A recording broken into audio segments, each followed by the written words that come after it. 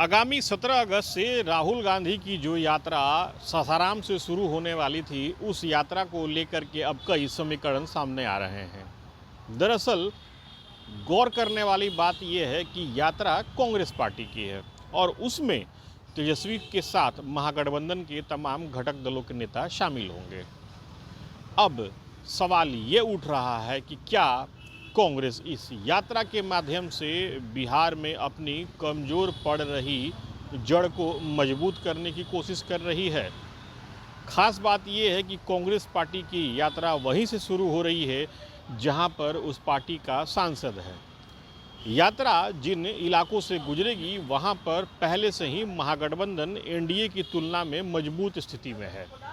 अगर गया की बात छोड़ दें तो उसके इर्द गिर्द के जितने ज़िले हैं वो एनडीए की तुलना में महागठबंधन वहां पर मजबूत है। इस बात को लेकर के अब चर्चा बहुत तेज है कि कांग्रेस पार्टी इस यात्रा के माध्यम से अपनी जड़ को और मजबूत करना चाहती है। सबसे पहले आप इस यात्रा को लेकर के बिहार प्रदेश के प्रभारी कृष्ण अल्लावरू के इस बयान को सुनिए। राहुल जी वोटर अधिकार यात्रा इसीलिए कर रहे हैं कि वोट मजबूत हो, चुनाव मजबूत हो, लोकतंत्र मजबूत हो, संविधान मजबूत हो और बिहार और भारत की भविष्य मजबूत हो। और मुझे विश्वास है कि वोटर अधिकार यात्रा जनता की अदालत में इस महत्वपूर्ण मुद्दे को लेके जा रही है और उसमें जनता हमें आशीर्वाद देगी। तो अभी आपने सुना किस तरीके से कृष्ण अल्लावरू ने एकदम ठोस और क्रिस्टल क्लियर तरीके से यात्रा के बारे में जानकारी दी।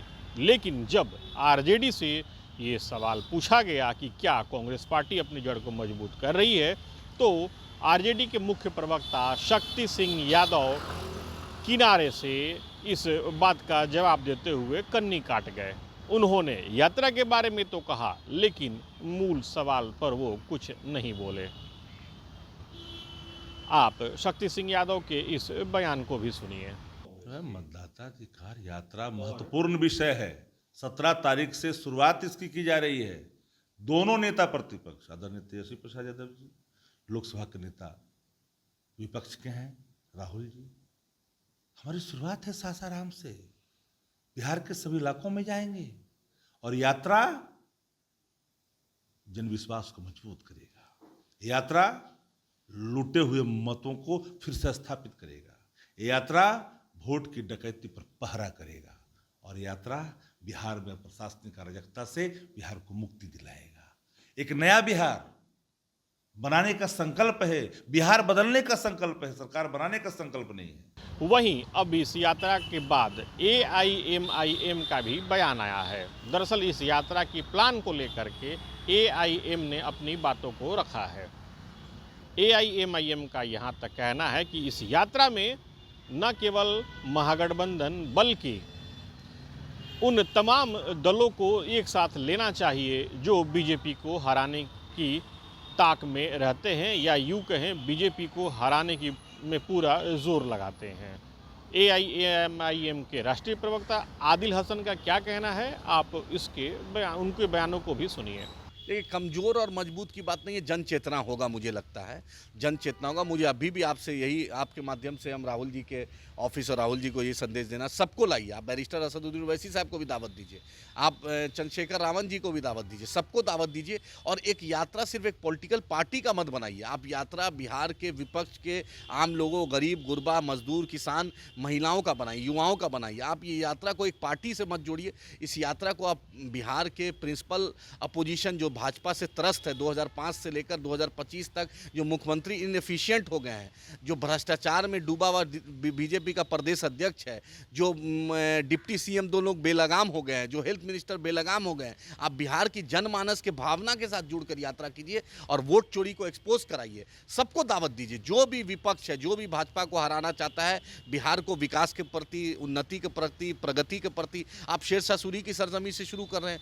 पूरी दुनिया को शेरशाह सूरी ने एक पैगाम दिया था।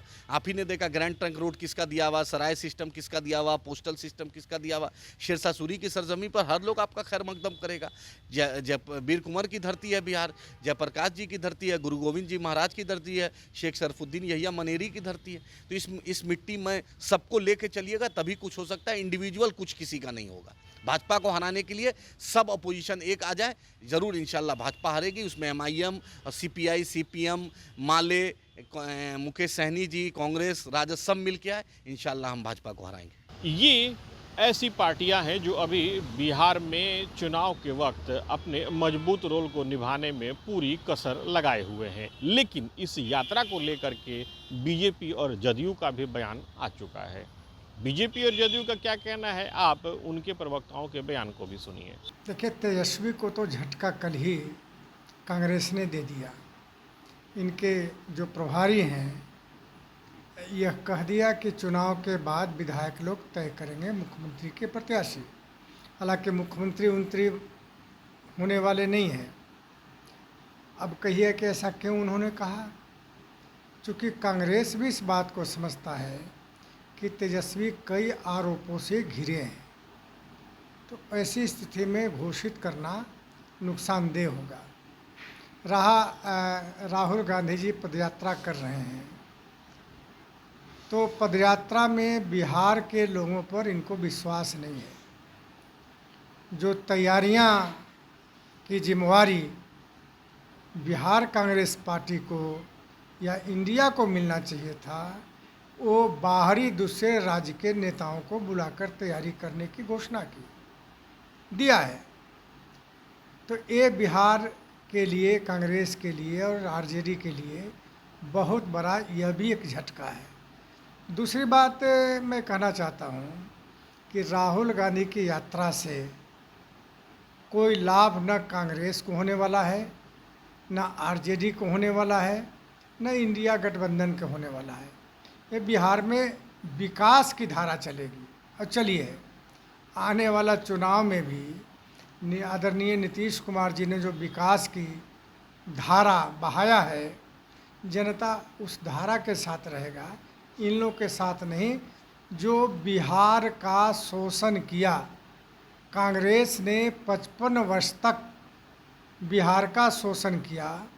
अगर थोड़ी सी भी दृष्टि बिहार पर होता तो बिहार आज कहाँ से कहाँ विकसित हो गया होता। इसलिए बिहार के लोग समझता है कि कांग्रेस बिहार के लिए खतरनाक है। देखिए, ठगों और जालसाजों का मिलन है। ठगबंधन का सबसे बड़ा ठग है कांग्रेस पार्टी, और आज के दिन में तेजस्वी कितने बड़े जालसाज हैं वो तो प्रूफ हो चुका है। नकली मतदाता पहचान पत्र जो व्यक्ति दिखा रहा है वो मतदाताओं की बात करने के लिए एक यात्रा में शामिल हो रहे हैं। कांग्रेस पार्टी इस बात को समझ चुकी है कि उनकी जो थोड़ी बहुत जड़ें थी वो भी उखड़ने वाली है। और कहते हैं ना, जड़ में मट्ठा डालना, कांग्रेस पार्टी अपनी जड़ों में मट्ठा डाल रही है तेजस्वी को बुला करके। चूँकि तेजस्वी एक जालसाज हैं, ये बात तो प्रूफ हो चुका है। तो अभी आपने देखा एक यात्रा है और कई समीकरण इसके साथ जुड़े हुए हैं, और उन समीकरणों को लेकर के राज्य के तमाम राजनीतिक दल अपने अपने राजनीतिक बयान को दे रहे हैं। यात्रा उसके इर्द गिर्द बयानों का ढेर सामने आ रहा है। अब देखने वाली बात यह है कि राहुल गांधी की ये जो यात्रा शुरू हो रही है, इस यात्रा का विधानसभा चुनाव में कितना असर पड़ेगा। Sujit Kumar, TV9 digital, Patna.